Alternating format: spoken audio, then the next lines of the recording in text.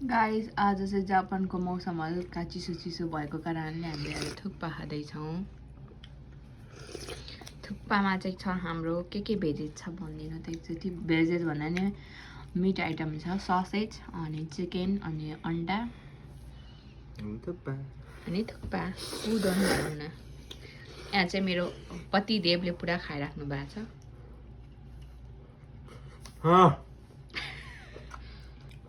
तातो भएको अवस्था। हेर्नु है साथीहरू, हामी त्यस्तै खाँदैछौँ है। आज चाहिँ हाम्रो बेलुकाको खाना हो यो चाहिँ। कस्तो आएन क्या, सुप सुप सुप हान्ने भनेको।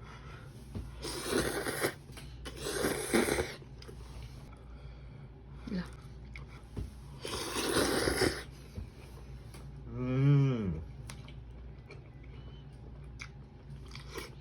टक्क साथमा चाहिँ हाम्रो यो डल्लेको पेस्ट पनि छ गाई। चाहिँ होममेड हो, मैले बनाएको। यो बनाउँदा झन्डै नै मेरो ज्यानै गएको छ पिरो भएर।